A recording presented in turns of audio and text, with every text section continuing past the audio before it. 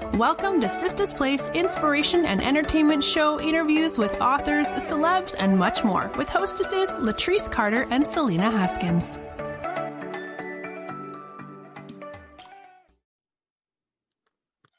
All right. Welcome to Sista's Place. Tonight, our special guest is Pat McKanic in our Author Spotlight feature. Pat, welcome to the show. Thank you. Thank you for having me. Oh, you are so welcome. Selena and I are very excited about tonight's podcast. Yay. So, Pat, tell our listeners a little bit about who Pat McKanic is.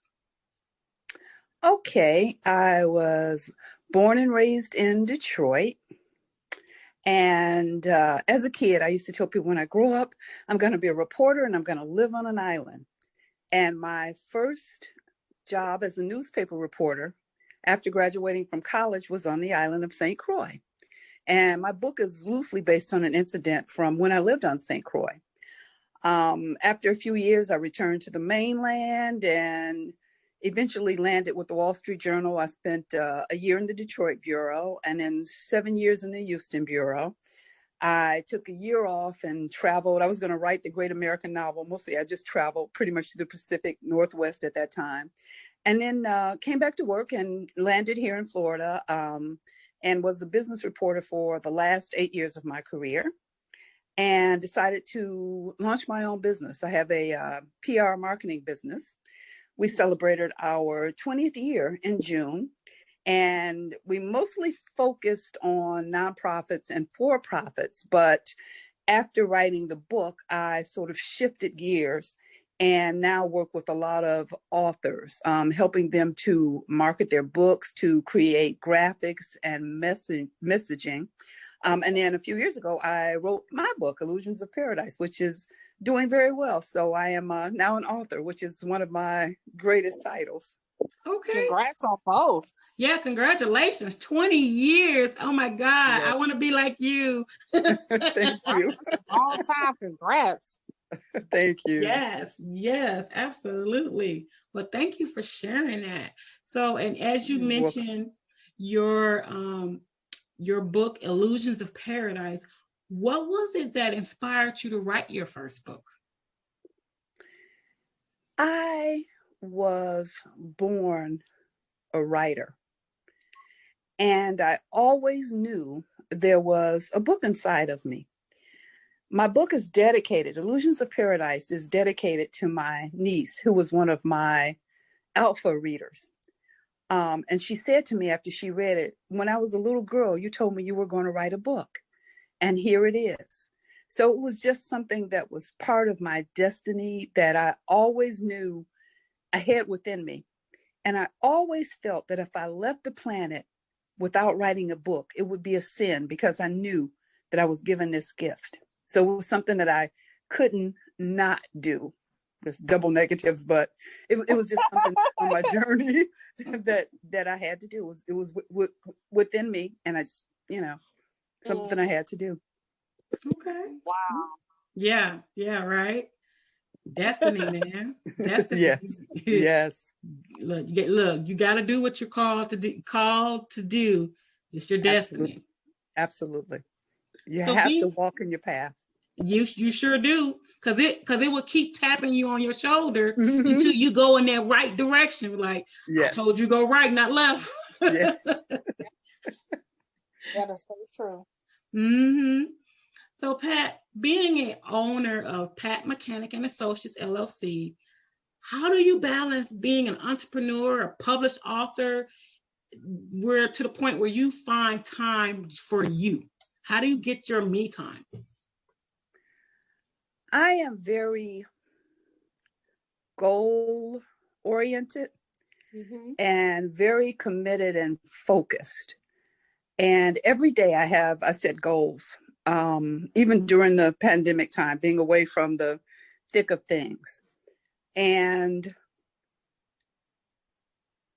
I'm a big believer in balance. Not work hard, but work smart. And so I plan my work, but I also plan for downtime. Yes. And having shifted the business a little bit, so I'm working with authors and books, sort of makes it a little bit easier for me to get in the writing headspace. Mm-hmm. So I'm dealing a little less with nonprofits and for-profit companies. And so that helps a lot. But I love to read. I do art. I photograph sunsets and I share them on social media. I love sunsets. I probably catch a sunset 3 or 4 times a week because I'm a big believer in you've got to sometimes be still and regroup and refresh and rejuvenate. And sunsets give me that. That's I beautiful. love sunsets. They are beautiful. Yes. It is. Oh my Yes. God. Especially over the water. Oh, and here in Florida, this time of the year, I saw sunset once that made me cry. It was just so beautiful. I mean, just amazing. And they do something. They give your soul something. You know, sometimes, especially now in a world that's sort of chaotic, you really have to be careful or really deliberate about taking care of yourself and rejuvenating yourself and just loving on yourself. Mm-hmm. Yes, it's very true. That self-care. Self-care Yes. is so important. Yeah. So now your latest and newest release, Illusions of Paradise. How did the title and the story come to you? Illusions of Paradise is loosely based on a murder, a crime I covered when I lived in the Virgin Islands. A woman landed on the island one day and she showed up at a bar looking for a particular gentleman. He showed up in a bright red car. She got in the car. The next morning they found her murdered on one beach and the car burned up on another beach. Oh my and God. that story stayed with me. And I fictionalized it, added a lot of twists and turns. It'll keep you guessing, but you'll be guessing wrong. I added a spicy romance. The idea being illusions of paradise. In paradise, nothing is what it seems. It's all just an illusion. Beneath the beauty, beneath the surface is this darkness. And so that's sort of the basis for Illusions of Paradise. It's loosely based on a true story. Oh, Wow. Yeah, I'm really intrigued now. You know, I'm gonna Okay, get down to she gonna make me go Google. She gonna make me go Google this murder that happened in Virginia, in the Virgin Islands. Virgin Islands, yeah. Wow. Oh my goodness, man!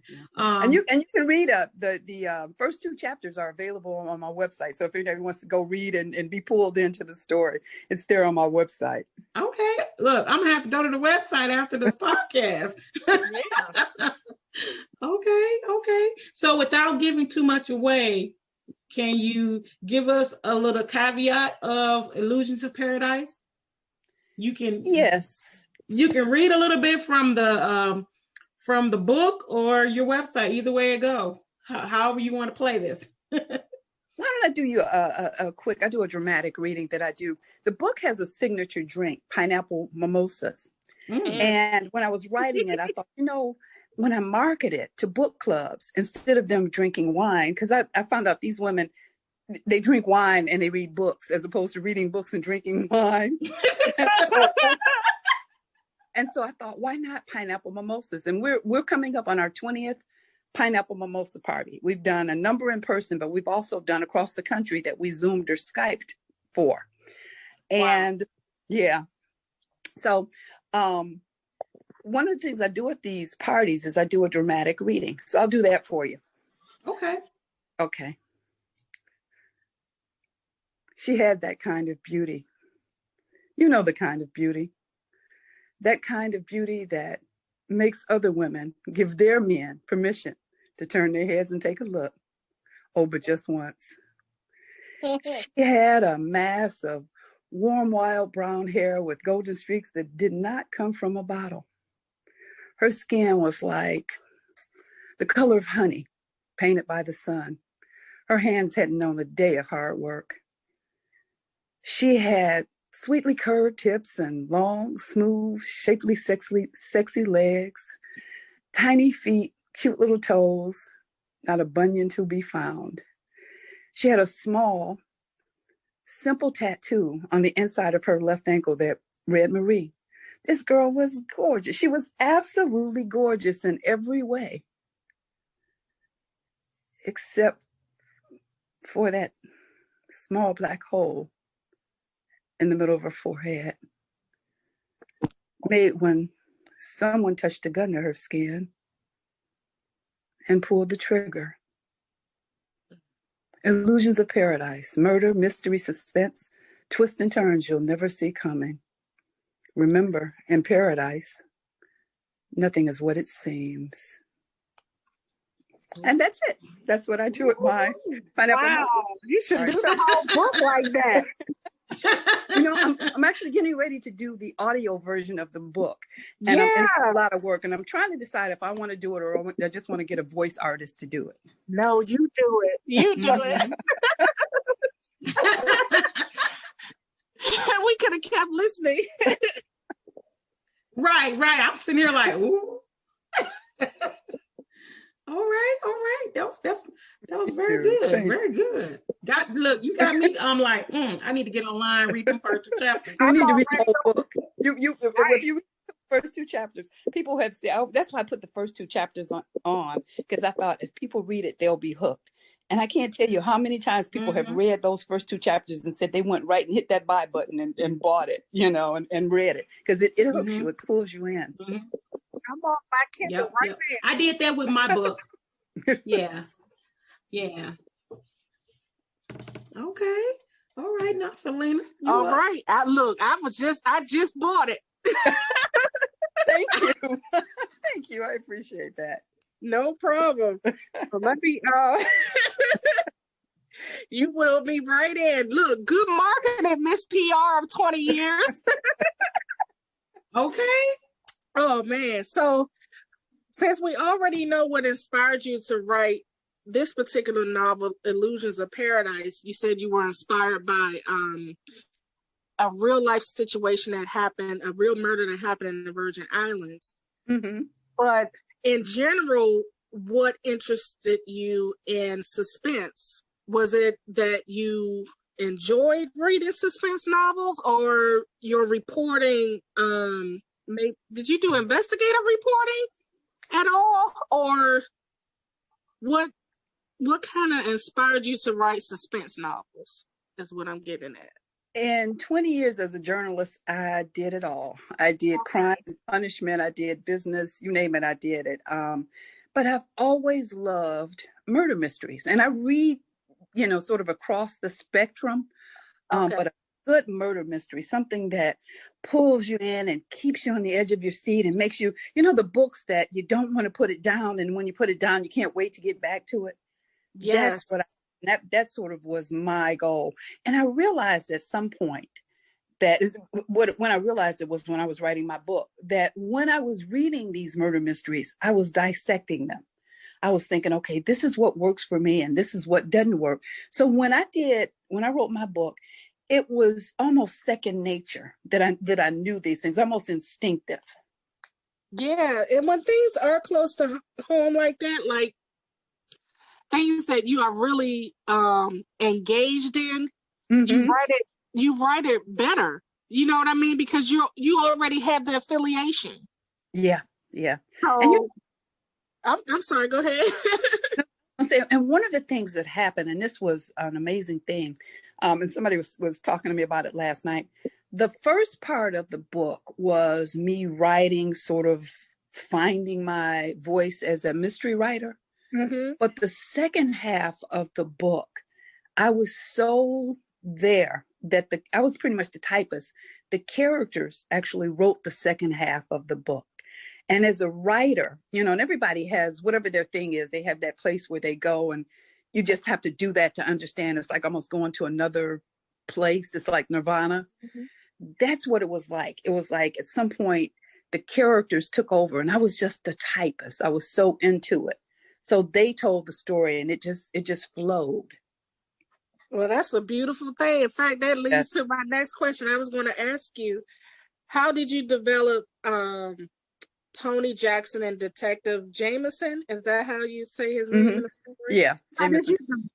How did you develop them? Like, as they started talking to you, you just started writing it out. Did you have like anyone in particular in mind? I know sometimes characters are also loosely based, sometimes on maybe a character we saw on TV or maybe a mixture of someone we know. How did your characters come about? Tony is loosely based on me, very loosely based on me. And Okay. Ben is actually based on a cop in the Virgin Islands. And then most of the other characters are sort of composites, loosely based on people, but composites. There is one character who is totally from my imagination, and he is the character that I actually loved him the most too, that everybody loved. And it just, life experiences. So I knew what it was to be a reporter. So I sort of brought a bunch of elements together and things that experiences along the way, and then just a lot of imagination. Things, again, always with the reader in mind. What will engage the reader? What will make the reader relate to these people and like these people and fall in love with these people? And if I kill a character, what will make people cry because they felt like they knew these people? And so that's, to me, in any work of fiction, characterization. It's so important because a great story is a great story, but the characters, to me, carry the story. Oh, most definitely. They have to be believable. Yeah. People kind of twist or get it confused when it comes to fiction writing. Like, they don't think that it has to be have elements of nonfiction, but it really should. It really should come across as authentic as possible so that readers feel connected to these characters. Absolutely. And they have to be human. The protagonist, the hero or shero, can't be all good. They have to have some flaws. And the bad guy, the protagonist, can't be all bad. He has to have some redeeming qualities. And you have to know he can't just be a horrible human being and be bad without the reader understanding that the motivation, why is he the way that he is? Nobody can be goody and nobody can be all bad. Right. No one is one-dimensional. That's just not realistic. Absolutely. And you know what you want when you talk about dimensions? You want these characters to be so ingrained in the reader that if you say the character got up and walked across the room, the reader should be able to see that in their head. Yep. Exactly. You got it. So do you think, I haven't read it yet, and I'm probably going to start tonight. That's how intrigued I am. Do you think there's a possibility for a sequel without giving the story away? Or would you pick up in some way and create a book too? It's done. The sequel is done. It's going out to the alpha readers real soon. All right. Yeah, what I did the first time with Cookies of Paradise, I sent it out to 13 people. But this time what I'm going to do is I'm going to use 6 alpha readers. I'll send them a hard copy and a red pen and tell them to mark it up. I always say to people, remember, there's a human being on the other end of the line, right? Yeah. But to answer any question, ask any questions. Are there any holes, anything you didn't understand?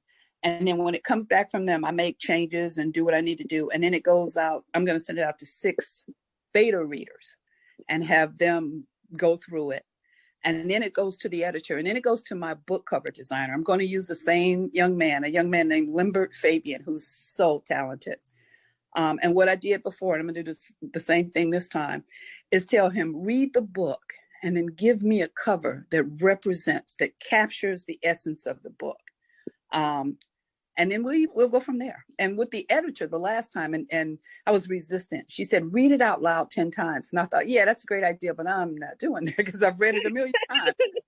But, when you pay a professional, and a lot of people don't get this, why do you pay a professional? Because you want their expertise. Right. And I started to read it out loud, and it made all the difference in the world because I was determined. There were times when I thought, I'm just going to release this book. I've been working on this book on and off for 10 years and it's taken up so much of my life, but I couldn't do that because my name is on it. And reading it out loud the seventh time, I thought, and I always think of that old wine commercial, you sell no wine before it's time. And after the seventh time, I thought, it's ready. It's ready for the world. This is it. And we published. Wow. Yeah. So my next question, you kind of answered that already. I was just asking about the setting that you chose for Illusions of Paradise. But what do you think is your goal for your books moving forward? Do you have a number in mind, or you just want to write until you feel like you may not have any more stories to tell? Like, what is your goal for your book writing? I don't have like a set number in mind. Days when people say they've written 9 and 10 and 30 books, or I'm also amazed when people write a book a year. For me, I think, and each writing process is different and their goals are different. But for me, it has to be organic, and you can't rush the process. I have some readers who are very kind and very faithful, and I always say, we're waiting on that book. We're waiting on that book.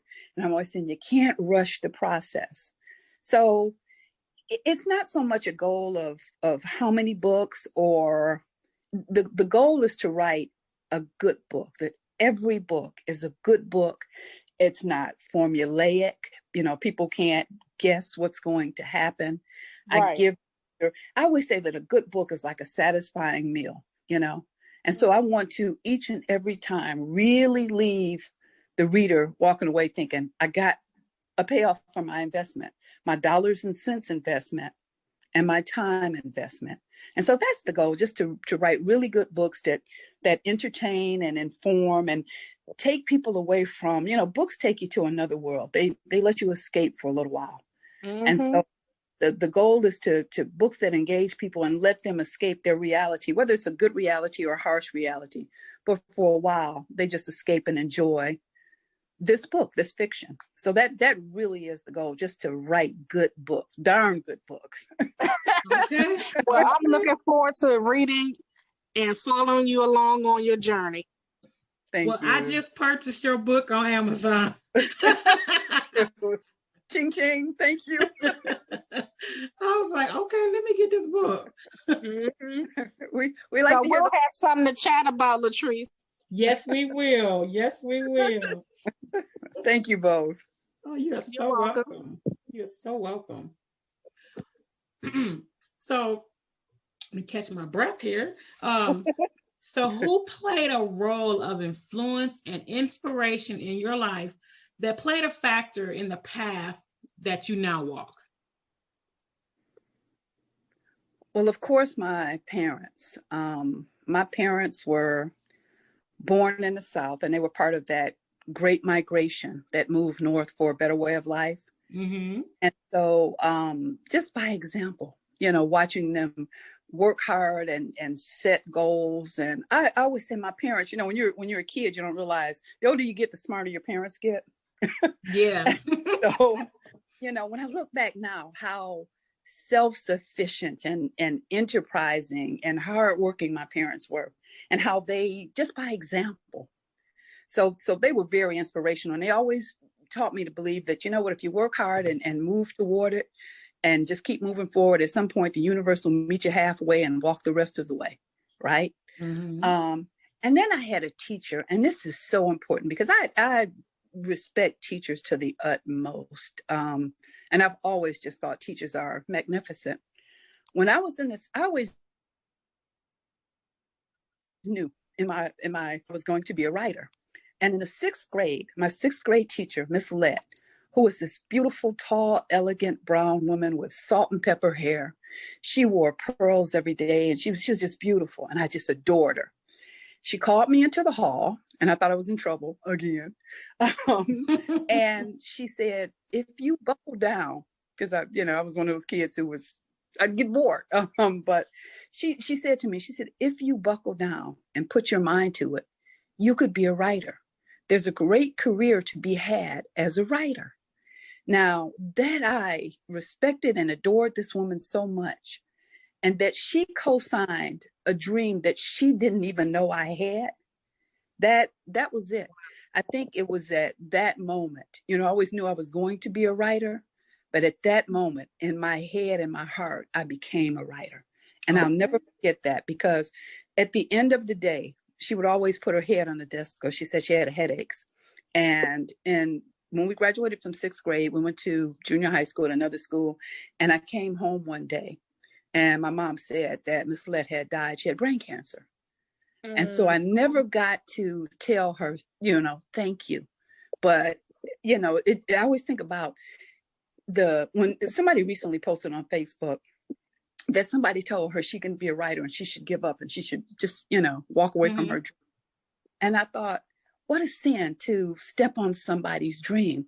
You never know. That woman saying to me in the 6th grade, you could be a writer, set a course for success. Mm-hmm. So I think about that all the time. So rather than stepping on somebody's dreams, I'm always about move forward, believe in it, go for it. You can do it, just simple words to inspire people, which she did to me and set a course for my life. Mm-hmm. Wow. That's very good. That's special. Oh, wow. Yeah. That is so special.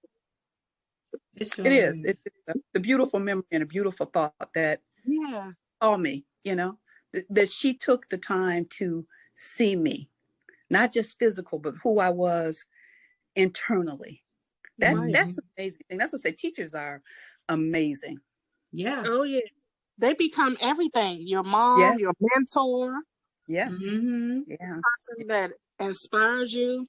I still remember some of my grammar school teachers and even some from high school, even a few professors. So you have those ones that you'll never forget. And they're a handful for me, but I still remember them to this day. Yeah. Me too. Yeah. Yep. I can definitely agree with that. I have my favorites. I missed them, but they never let you give up especially when they saw something very special in you, Yeah. We need more teachers like those today. Oh yeah. It makes a difference. It really, it could be the difference between a child falling by the wayside or succeeding. Mm-hmm. Absolutely. Absolutely. So do you have any literary favorites that influenced your writing style? If so, who and why? Not necessarily my writing style. Okay. But sort of some aspects of writing, like Larry McMurtry. I think Lonesome Dove changed something for me. I've been reading since I was forever. I've always had a book somewhere. And reading Lonesome Dove, it's my favorite book of all time. One of the characters died and I cried. And it stayed with me for days thinking, I'm so silly. Why? It's a fictional character. But at some point it hit me. No, it's not about my being silly crying about this character.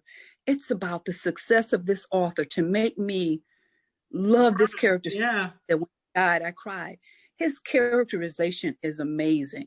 I read Lonesome Dove. There were sequels and prequels. I read them all. The characters are just, these people.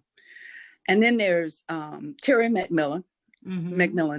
And it's funny because McMurtry, McMillan, and I always envision McKanic. I'm going to be on the shelf with both of them one day. And but her storytelling and the characters and the people, it's like, okay, I know these people. And then Alice Walker.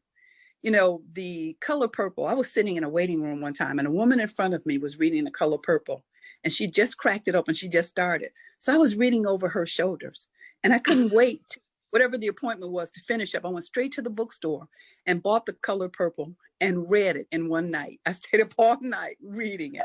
Wow.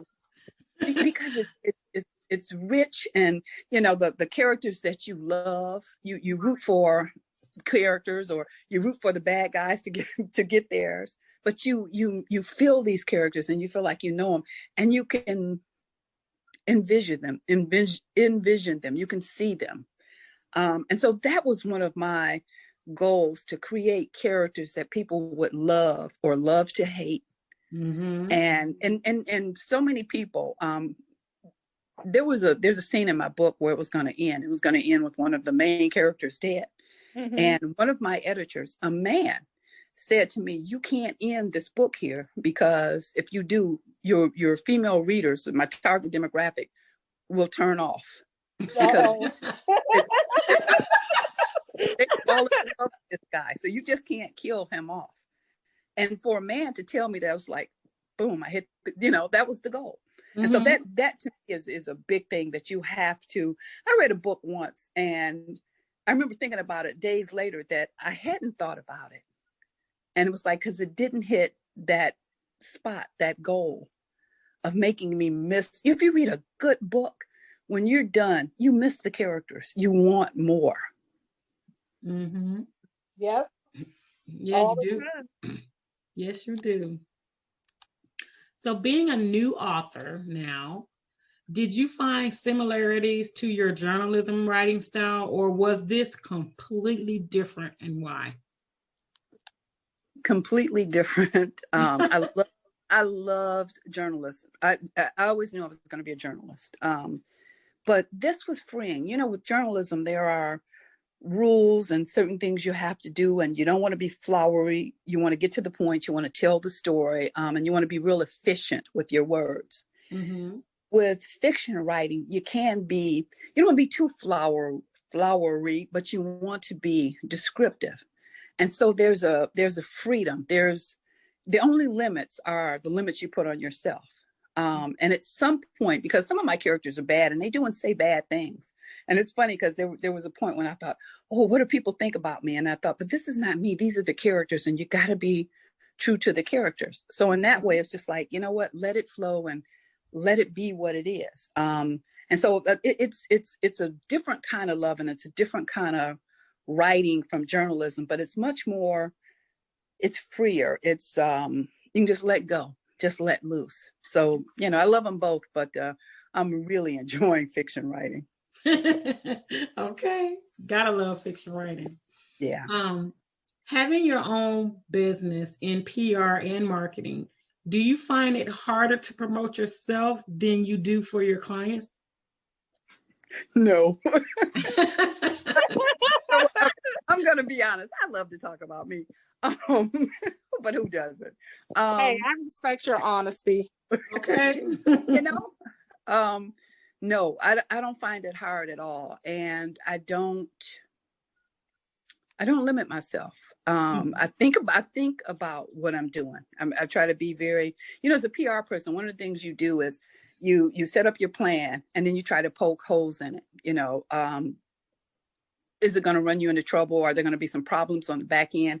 Will you say something that can later on be taken wrong?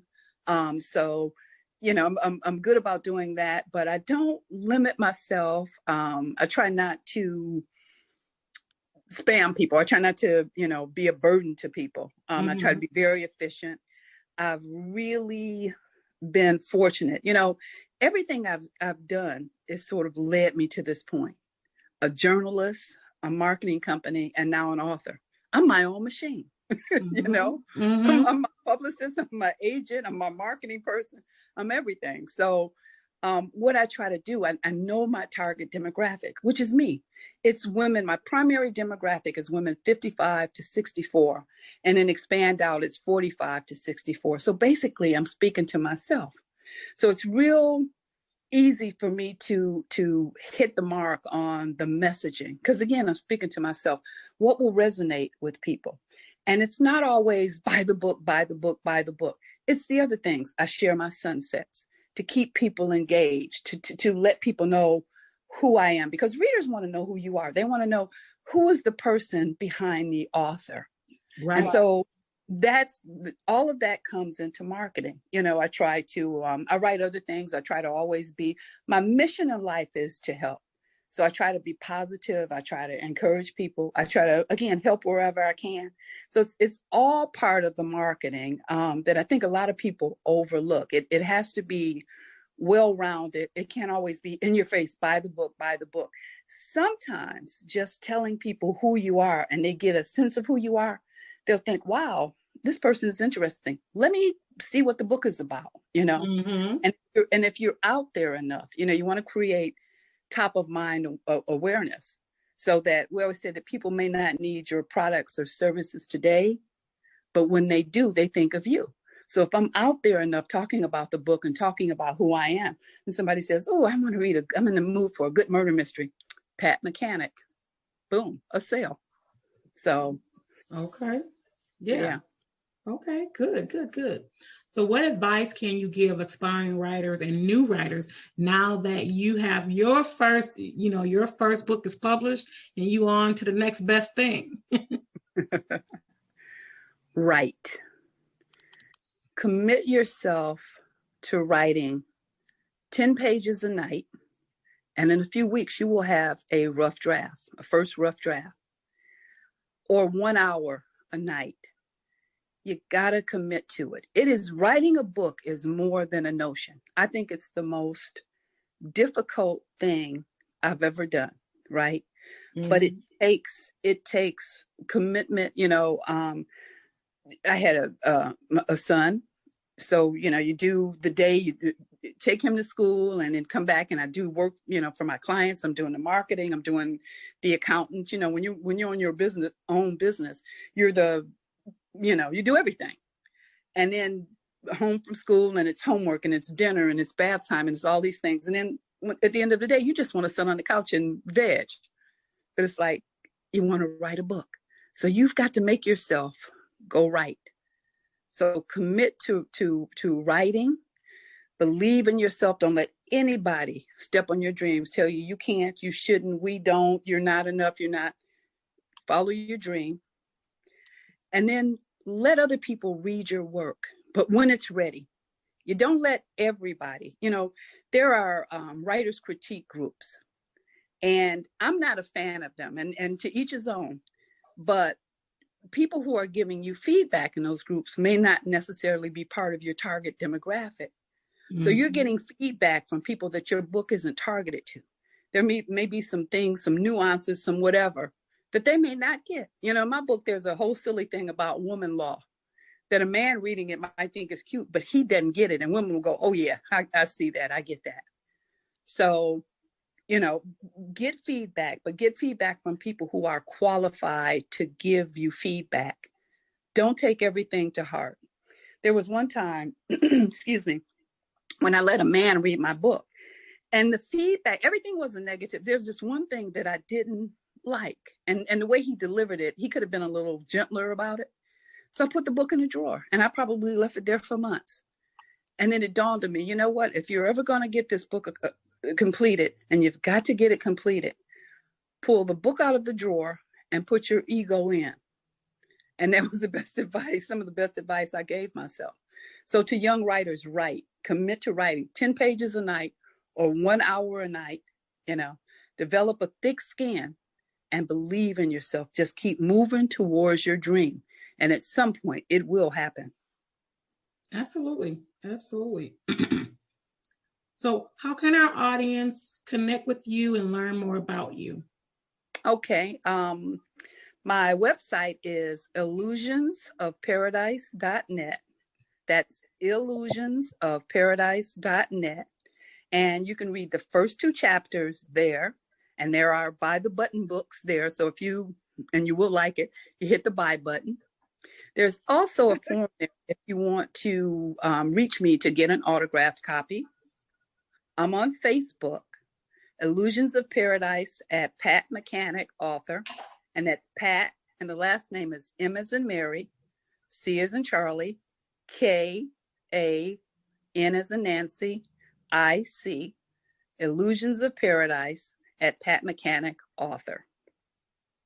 Okay. And then if you want to reach me to talk, or you're an author looking just for some advice, and I always give authors free advice. You know, what do you need help with? Let me help you, because it was a struggle for me. And a lot of stuff, I didn't have a network of authors to reach out to. Mm-hmm. And so my thing is to help wherever I can. So if someone wants to send me an email to connect with me, I'm at brookgrandpublishing@gmail.com. And that's B as in boy, ROOK, G as in George, RAND A, N as in Nancy, Publishing, Brooke Grand, no D, Brooke Grand Publishing, one word, at gmail.com. Okay. That's good. That's good. So what's next for you, Pat? Well, we're going to launch the next book, hopefully real soon. I have I'm getting ready to do a podcast, but the podcast is going to be, we're going to deal with issues. I think that part of the, excuse me, challenges we're having in the world right now have to do with a lack of understanding. And so I want to talk to people to bring some understanding about, to bridge the gap and maybe help. And then also and we're going to launch that pretty soon. And then on October 30th, there is a bookstore, independent bookstore out of Detroit called Detroit Book City. October 30th, which is next Friday. I am going to it's a Facebook Live event, and I'm going to be talking about my book and the challenges of being an independent author. There are a number of authors who will be featured, including Matthew Knowles, Beyonce's daddy. He's going to kick it off at 6:00. And the presentation is from 6 to 8. He's going to kick it off at 6. He wrote a book about how Destiny's Child came together. And then I'm up at 7:40. And that's Detroit Book City, Facebook Live, next Friday, October 30th. Okay. And you can find more information about that on my Facebook page, Illusions of Paradise, at Pat McKanic, author. Okay. Awesome. Selena, any closing remarks? No, I just look forward to reading the book. And I see we're already Facebook friends, so I'll reach out to you to talk about it. Okay. And be sure to give me a review on Amazon too. Reviews are so important and so hard. Yes, they are. Oh, absolutely. I sure will. Thank you. That's one thing Selena and I will do, because it's like pulling nails out of people to get them to write a review. Yeah.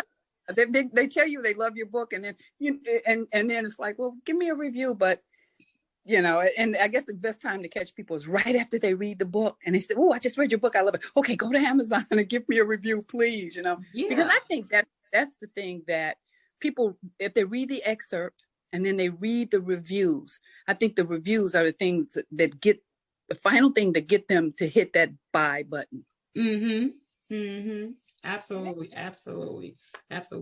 Well, thank you so much, Pat, for being on today's podcast with Selena and I. We truly enjoyed the conversation. We will share the link to your book on Sisters Place podcast page, as well as Sisters Place page and on social media. So thank you again for being on tonight's show as our Author Spotlight feature, new authors.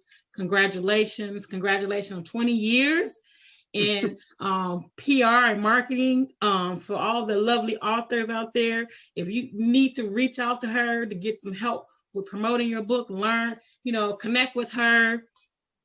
Don't be shy, invest in yourself. Yes. Hey, we're authors. That book is not going to sell itself. Truth. I mean, that's a whole nother topic too, but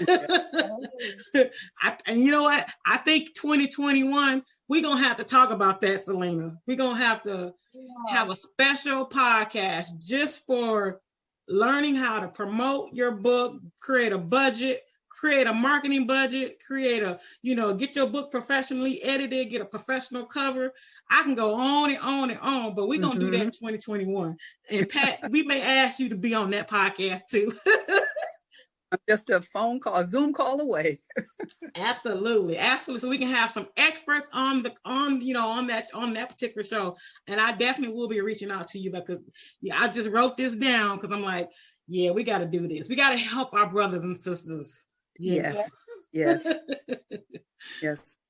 Ladies, thank you so much. I really appreciate the opportunity and really enjoyed talking with you. Great questions too. Thank you. Oh, you are so welcome. Coming on the show. We appreciate you. My pleasure. Thank you. All right, ladies. Have a good evening. Talk to you All guys right. again. Have a good night. All right. You too. Thank you again. Mhm. Sure. Bye-bye. Bye-bye. Be sure to subscribe to Latrice's YouTube channel, Sista's Place, and follow her on all social media.